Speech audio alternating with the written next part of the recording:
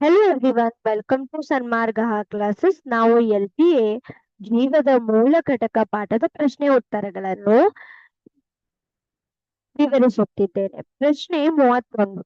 ಜೀವಕೋಶದಲ್ಲಿನ ಸ್ಥಿರತೆ ಹಾಗೂ ಕಾರ್ಯದ ಸಮತೋಲನವನ್ನು ಕಾಪಾಡಿಕೊಳ್ಳುವಲ್ಲಿ ಜೀವಕೋಶ ಪೊರೆಯ ಪಾತ್ರವನ್ನು ವಿವರಿಸಿ. ಇದು ಕಠಿಣವಾದ ಪ್ರಶ್ನೆ ಆಗಿದೆ. ನೋಡಿ, ಇಲ್ಲಿ ಕೋಶಪೊರೆ, ಜೀವಕೋಶದಲ್ಲಿನ ಕೋಶಪೊರೆ. ಈ ಕೋಶಪೊರೆನ ಸೆಲ್ ಮೆಂಬ್ರೇನ್ ಅಂತ ಕರಿತೀವಿ ಅಲ್ವಾ. ಸೊ ಇದು ಹೇಗೆ ಸಮತೋಲನವನ್ನ ಕಾಪಾಡಿಕೊಳ್ತಾ ಇದೆ, ಹೇಗೆ ಇದರ ಪಾತ್ರ ನಿರ್ವಹಿಸ್ತಿದೆ ಅನ್ನುವ ಪ್ರಶ್ನೆಯನ್ನ ಕೇಳಿದ್ದಾರೆ.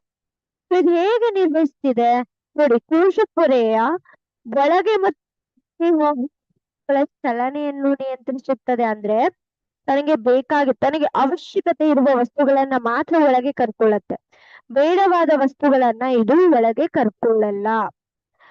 ಆಯ್ತಾ? ಮತ್ತೆ ಜೀವಕೋಶದ ಇದರಿಂದ ಇದು ಏನ್ ಮಾಡ್ತಾ ಇದೆ, ಜೀವಕೋಶದ ಕಾರ್ಯಗಳ ಸಮತೋಲನವನ್ನು ನಿರ್ವಹಿಸುತ್ತಿದೆ.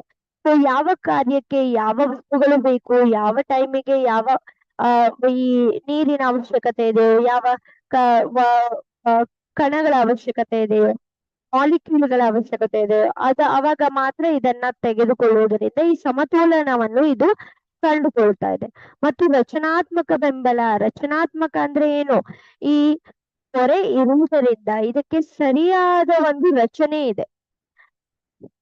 Thank you.